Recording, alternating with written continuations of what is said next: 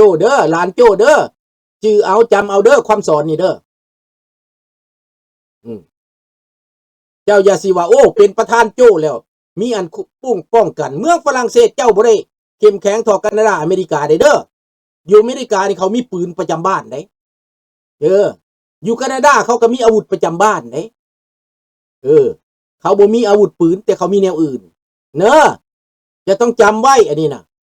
การต่อสู้บ่แม่นการลิ้นการต่อสู้แม่นเอาแท้เอาจริงแม่นเอาเป็นเอาตายได้บ่มึงกับกูเป็นศัตรูกันแล้วจะไว้ใจกันบ่ได้เนอะอันนี้แหละ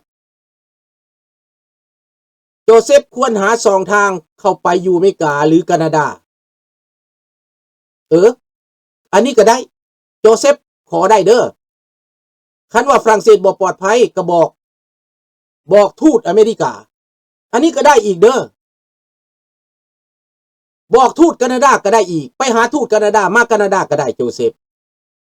แต่ลุงจะบอกให้เจ้าอย่าหัวแข็งจะต้องฟังผู้ใหญ่จะต้องฟังคนแนะนำเจ้าลุงเคยแนะนำเจ้าแล้วแต่เจ้าด่าลุงตอนนั้นแต่ลุงบ่ซาดอกเด้อบ่ซาเจ้าพอเจ้าเมาเจ้าอาจจะหมักเหล้าหน่อยนึงเจ้าอาจจะหมักการเมามันก็ของธรรมดาแต่ว่าเจ้าเป็นคนที่มีบทบาททางการเมืองหรือเจ้าเป็นนักต่อสู้การเมาเจ้าต้องขึ้นได้อย่าเหลิงตูได้เนอะศัตรูนี่นะมันบ่ได้อยู่ไกลเจ้าได้มันอยู่ใกล้ตัวเจ้าศัตรูทางความคิดศัตรูทางการเมืองศัตรูมันสวยโอกาสเด้ออันนี้แนะนำโจเซฟ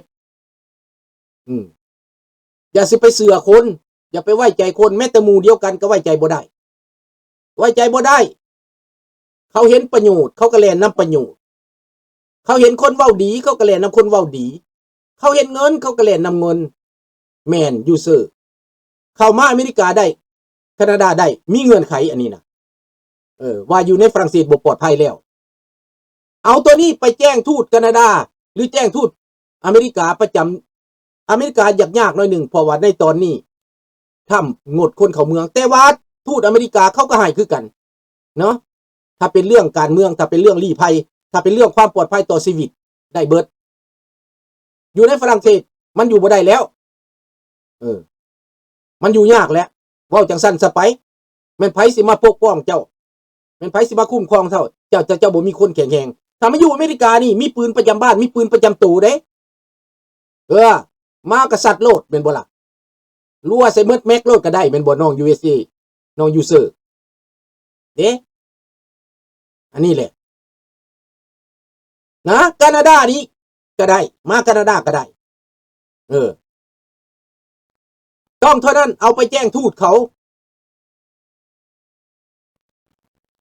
แคนาดาของเบาแคนาดาสบายอันนี้แคนาดาเนี่ยประเทศแคนาดาเขาเข้มงวดได้ด้านนี้ได้เจ้าสิบินตุงมาว่าโอ้สิมาเฮ็ดแนวบ่ดีนี่โอ้ยเจ้าไปบ่รอดดอก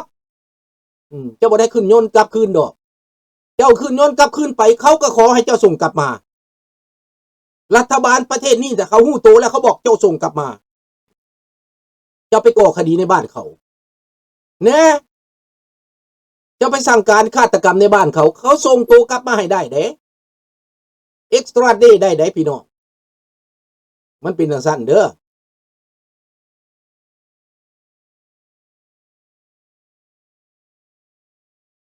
ฟังฝรั่งเศสประเทศจูนแล้วล้วงแม่นนะออกมาเว้าเดสาคนลาวอยู่ในฝรั่งเศสหั่นคันอยู่ลาวประท้วงได้เฮาออกมาประท้วงแล้วขนาดเฮาเซและอวยพรให้โจเซฟให้ปลอดภัยเฮายังไว้ใจเด้จักมือใดบุญสิได้ไปสัมมนาตาลเปี่ยวบ่ต้องย่านดอกบ่ต้องย่านพวกเจ้าเบิดประเทศอันพากันแบบนั้นเฮ็ดโลดบ่ต้องย่านให้มันจับไปโลดบักทองรุ่นบ่มีข้าวให้กินดอกโลกเขาไปจัดการมาอยู่แล้วพวกเจ้าแซ่โลด ประนามเราอวยพรโลดพวกเจ้าบ่ต้องย่านเบิดประชาชนลาวเบิดประเทศนั่นเฮ็ดโลดบ่ต้องย่านมันสิไปจับไปใส่มันจะไปไว้อยู่ใส่โลกมันบ่มีข้าวให้กิน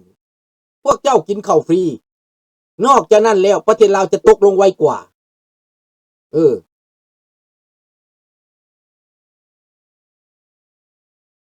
พวกข้าทาสฮานอยได้ประกาศแล้วว่าอย่าให้พวกเขานำไปถึงมันว่าจังสั้นแหละมันว่าสินำตัดหากถอนโคนลุงพูจำได้บอกหลานเว้าอยู่ตลอดมันสินำตัดหากถอนโคนก็นี่แหละพฤติกรรมนั่นนะบ่แม่นความเว้าลิ้นเด้น่ะเดราซิเน่ได้ทำหมายหัวมันแล้ว yes แนวใดก็ตามแหละอีกบ่นานน้อง USA มันจะถึงคิวของมันบ่นานดอกให้มันเฮ็ดโลดเดี๋ยวพวกที่เฮ็ดแบบนั้นนะมันจะบ่มีแผ่นดินอยู่จำมันไว้ชื่อหน้ามันไว้ชื่อนามสกุลมันไว้บ่มีแผ่นดินอยู่พวกนี้นะตอนมันเฮ็ดชั่วนี่มันเฮ็ดได้อยู่ตอนมันมีอำนาจตอนมันหมดอำนาจมันปานหมาได้พี่น้องดังนั้นประธานโจเซฟหลานโจเซฟฟังทางนี้เจ้ายังบ่ตายเหมือนนักว่าเล็กสุบเด้อหลานเด้อต้องกล้าเด้ออย่าสิโลเลคือเก่าเด้อต่อไปนี่เจ้าจบเจ้าดีแล้วเจ้าต้องเป็นนักรบเจ้าต้องเป็นนักรบถ้าเจ้าบ่มีความสามารถถ้าเจ้าบ่กล้าหาญไปหาคนที่กล้าหาญเด้อเจ้าต้องหาที่พึ่งเจ้าอย่าไปหาคนแบบบ่มีหลักขนาดเจ้าอย่าสิดูโดดเดี่ยวคนเดียวมันต้องมีพวกมันต้องมีหมู่มันต้องมีคนเก่งอยู่เด้อท่านนวลท่าอยู่เมืองฝรั่งเศสนะท่านเป็นนักรบมาน่ะเบิ่งแย่งลูกหลานนี่เด้อท่านนวลท่าเด้อ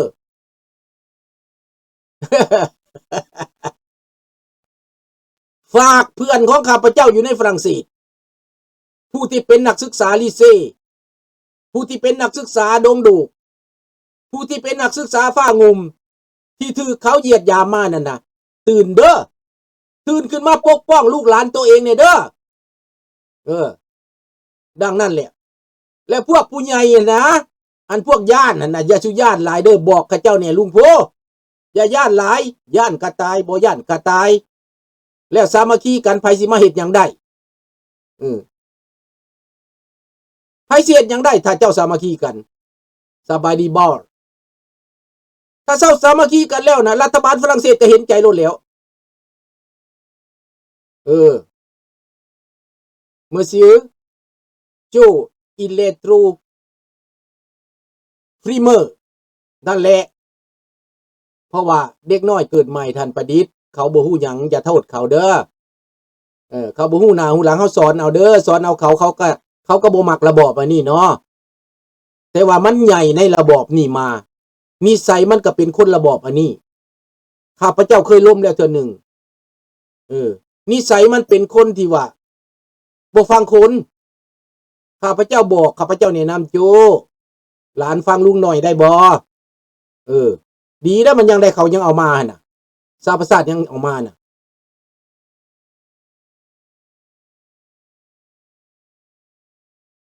นี่แหละคอยเว้าให้หมู่ฟังมันยังบ่อยากฟังมันย้านข้าพเจ้าได้บอกแล้วได้เตือนแล้วนะการต่อสู้นี่หลานตัดสินใจคักแล้วบ่การตัดสินใจคักแล้วต้องเข้มแข็งต้องเรียนรู้นำผู้ใหญ่ไม่สูงนำผู้ประสบการณ์นำผู้รู้เรื่องบ่แม่นเจ้าสิต่อสู้แบบบ่มีทิศทางเจ้าต่อสู้ต้องมีทิศทางต้องมีหลักต้องมีที่พึ่งต้องมีที่อิงเนาะหลานเด้ออันนี้ปู่สอนหลานเนาะปู่สอนหลานบ่แม่นจะโดดเดี่ยวได้จะต้องมีทุกด้านได้ด้านกฎหมายด้านการเมืองด้านเจ้าหน้าที่บ้านเมืองเขาจะต้องแจ้งการได้ว่าเจ้าอยู่ในที่บ่ปลอดภัยเจ้าบ่ปลอดภัยอันนี้ภาษาเจ้าก็อาจสิบ่ได้อาจสิบ่เก่งปานใดดอกข้าพเจ้าว่าโจเซฟนี่อาจจะเว้าภาษาฝรั่งเศสบ่ได้ซ้ำบ่จักโจเซฟนิสัยบ่ฟังไผเอาแต่ตัวเองจึงเป็นแบบนี้แม่นแต่ว่าข้าพเจ้าก็ขอสอนอีกเทื่อนึงเนาะขอสอนเราอีกเทื่อนึง เวลาใดได้สัญชาติแล้วก็จะปลอดภัยบ่ได้สัญชาติก็บ่ปลอดภัยลุงบ่ปลอดภัยเพราะว่าดินแดนฝรั่งเศสนั้นพวกคอมมิวนิสต์เขามาเหยียบได้แล้วคนลาวบ่ปากคนลาวบ่ปากบ่จักสิทธิ์ตัวเองและคิดว่าเป็นเรื่องการเมืองฝรั่งเศสการเมืองฝรั่งเศสเฮาบ่ได้ไปแตะการเมืองฝรั่งเศสเจ้าก็ยังประท้วงได้อันนี้การเมืองต่างประเทศมาแทรกแซงฝรั่งเศสเจ้าแห้งประท้วงได้แต่คนฝรั่งเศสนั่นเป็นกฎหมายเขียนเขาห้องว่าไม่หยังคนฝรั่งเศสส่วนหลายตามข้าพเจ้าฟังการเล่ามาแต่ละคนนี่นะเขียนกฎหมายป้องตัวเองไว้บ่ให้จักสิทธิ์ตัวเองใส่เขาห้องว่าเข้ากระตาแล้วกูออกทางไหนพูดแหละขอโทษนำเด้อพี่น้องเด้อเพราะว่านักการเมืองฝรั่งเศสข้าพเจ้าได้ล้มหลายคนย่านกฎหมายฝรั่งเศสเขาบ่ให้ต่อสู้ซั่นเฮาเป็นอพยพว่าซั่นเพิ่นยังคิดว่าเพิ่นเป็นอพยพอยู่ในศูนย์อยู่ไดบางคนไดเขาบ่ให้ต่อสู้ว่าซั่นไดเพิ่นเอาความรู้มาแต่ไสข้าพเจ้าก็บ่เข้าใจเด้อันนี้บ่แม่นเบิดทุกคนหรอกข้าพเจ้าว่าอันบ่ปากอันที่เป็นแบบนั้นกันเบิดหั่นแหละย่านกฎหมายฝรั่งเศสว่ารัฐบาลฝรั่งเศสมีการพัวพันดีกับเรามันบ่เกี่ยวกันเลยมันบ่เกี่ยวกันเลยพี่น้องรัฐบาลมันไปพัวพันดีกับรัฐบาลเราย่ายิงประนามรัฐบาลฝรั่งเศสได้พี่น้องประท้วงมันทุกมือก็ได้รัฐบาลฝรั่งเศสนั่นน่ะมันสิมีหยังมันบ่สามารถเจ้าไล่เจ้าหนีได้มันบ่สามารถจะจับจะได้เจ้าบ่เห็นบ่พวกอาหรับเขาประท้วงรัฐบาลฝรั่งเศสเขาต่อต้านรัฐบาลฝรั่งเศส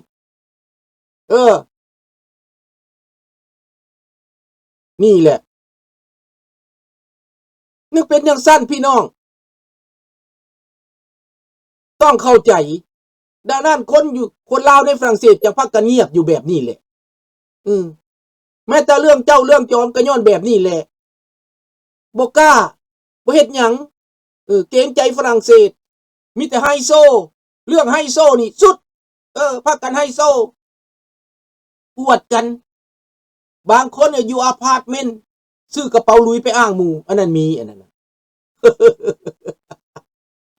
ว่าความจริงหลายเขาก็บ่มักได้เนาะเอาละดังนั้นพี่น้องฝรั่งเศสพี่น้องคนลาวคนฝรั่งเศสคิดใหม่อ่านใหม่เข้าใจใหม่เด้อพี่น้องเด้อเขาไปรูปดังพวกเจ้าอยู่ในฝรั่งเศสพวกเจ้ายังเงียบอยู่นอนได้จังไดธรรมดามันต้องออร์แกไนซ์กันแล้วตั้งแต่ออกมาประนามแล้วพากันออกมาประนามแล้วอันนี้บ่กล้าจักคนเงียบปันไก่ย่านเหลวโอ้โหยคันแม่นข้าพเจ้านี่ทูตฝรั่งเศสน่ะมึงอยู่บ่ได้แล้วขี่จะบินเข้าไปแล้วแน่นอนทงขี่ตกเข้าไปในทูตแล้วเป็นแบบนั้นน่ะเสื้อนี่ไข่เน่านี่ฟาดเข้าไปเอาไข่เน่าตากแดดไว้มากระทุนยิงเข้าไปยิงไข่เน่าเข้าไปใส่หัวทูตน่ะหัวบักย่งอยู่ไสหัวบักทูตอยู่ไสบักลาวแดงอยู่ไสยิงเขี้ยไข่เน่าเข้าไปพี่น้องปัวเอาไข่เน่าตากได้ว่าเป็นโหลพุ่นน่ะซื้อไว้เต็มคันรถพุ่นไปแล้วก็ยิงปุ้งเข้าไปไข่เน่าหั่นน่ะตกแล้วมันเหม็นขับทิพขับแดนนั่นแหละอาวุธพวกเจ้านั่นเอาไข่เน่ายิงใส่หัวมันเด้อบ่ต้องย่านพวกเจ้าพวกเจ้าสิย่านหยังอันนี้น่ะหำฮดตัวแตกพี่น้องโอ้ยบ่จักสิเว้าคันเว้าจังซี่เพิ่นบ่อยากฟังได้โอ้ยเพิ่นไปใหญ่เลยนะพี่น้องไปใหญ่แล้วซ่องคนไทยในฝรั่งเศสซ่องไฟเย็นเขาด่าหนักกว่าคนลาวเยอะแม่นข้าพเจ้าก็บ่ได้ฟังดอกหากแต่ว่าเรื่องนี้น่ะเฮ็ดแม่บ่เห็นกล้าอีหยังพี่น้องบ่กล้าเว้ากล้าว่าอีหยังมิตรจิรีคนเป็นเท่าไหร่2-3แสนอย่างน้อย5แสนคนลาวในฝรั่งเศสบ่ต่ำกว่า3แสนไป3แสนคนเหมือนดังหอยไข่โอ้ยข่อยละนายเด้สบายดีส้มผู้คน3แสนคนบ่มีผู้ใดปากวะบ่มีผู้ใดเว้าหยังนักต่อสู้ทั้งหลายเอาเด้อนับหนึ่งใหม่เนาะพี่น้องเนาะพี่น้องลาวฝรั่งเศสนับหนึ่งใหม่นำกันเนาะข้าพเจ้าบ่ได้มีพวกท่านหลายดอกแต่ว่าเว้าความจริงนี่มันบ่ถูกใจได้ ขอโทษขออภัยนำเด้อดังนั้นต้อง